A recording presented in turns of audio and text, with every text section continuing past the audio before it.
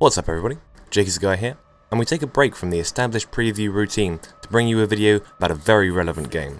Welcome to my upcoming game preview of Call of Duty Black Ops 2. None of this surprises me. The game features two parallel and connected storylines, one set in the 1970s and 80s in a post-Cold War era, with the returning protagonist Alex Mason. The other section is set in 2025, with a player taking on the role of Mason's son David, attempting to control the devastation of a full-blown world war between China and the United States in a second Cold War. Stay frosty.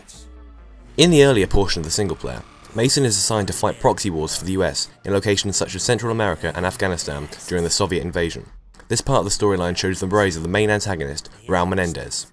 The second, presumably half, takes part after Menendez cripples the Chinese stock exchange in a cyber attack, leading them to ban the export of rare earth metals, critical to the United States in a future driven by technology and innovation.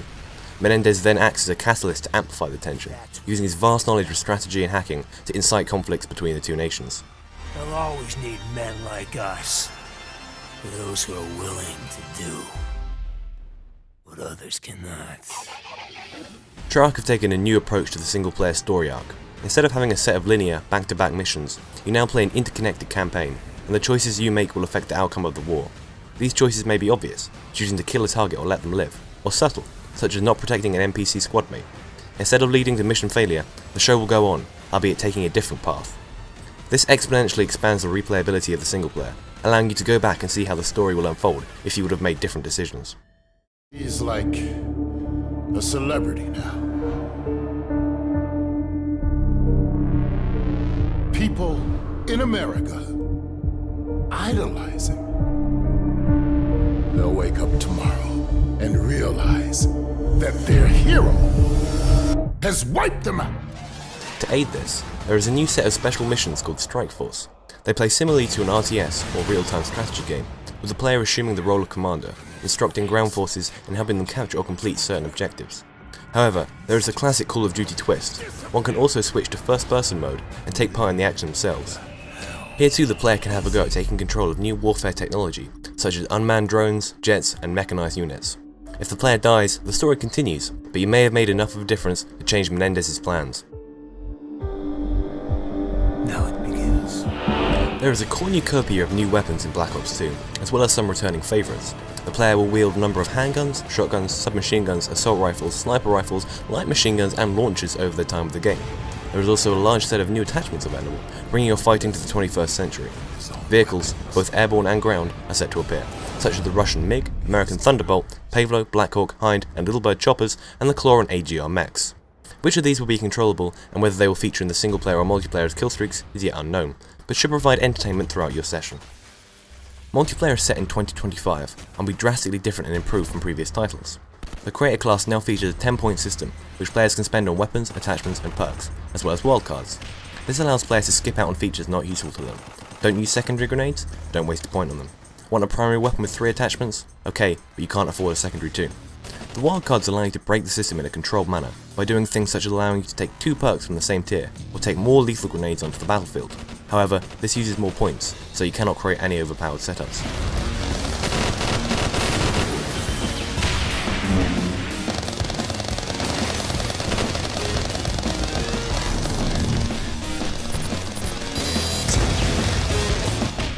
Killstreaks, or score streaks, will of course return, with a much greater emphasis on playing the objective as opposed to killing opponents.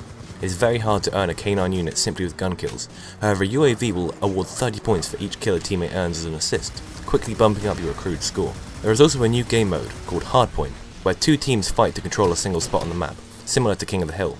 There is also now multi-team deathmatch, where more than 2 teams can do battle for supremacy.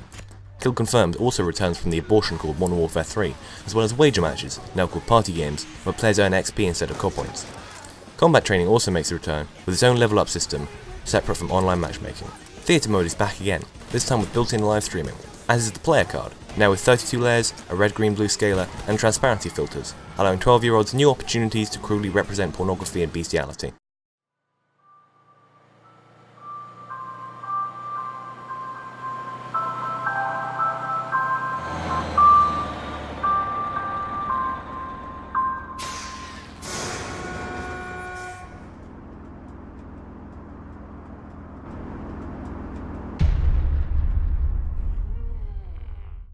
Zombies is back, and bigger than ever.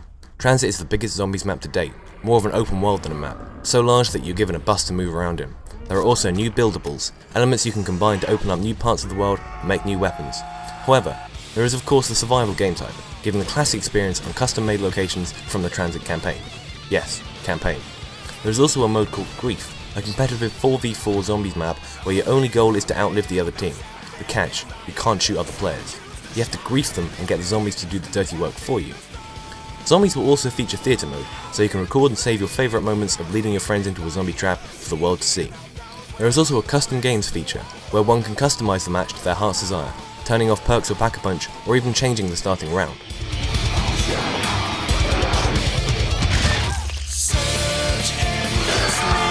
Details about the storyline are being kept top secret, however one can tell by looking at the colour of the zombies' eyes that it takes place after the events in Black Ops, with Richtofen in control of the Horde. Whether or not the original 4 characters are set to return is yet undisclosed. Zombies is now not just a fun distraction, it is a bigger part of the game as campaign or multiplayer. Call of Duty Black Ops 2 will be available for the PlayStation 3, Xbox 360 and Windows PC on November 13th, and the Wii U on November 30th, with an 18 or M for mature certification. Pre-order now for exclusive content. Thank you for watching, I've been Jake as a Guy. Please leave a like rating if you enjoyed, and subscribe for instant notification when the newest upcoming game previews are uploaded. Pre-order now and get the Nuketown 2025 bonus map.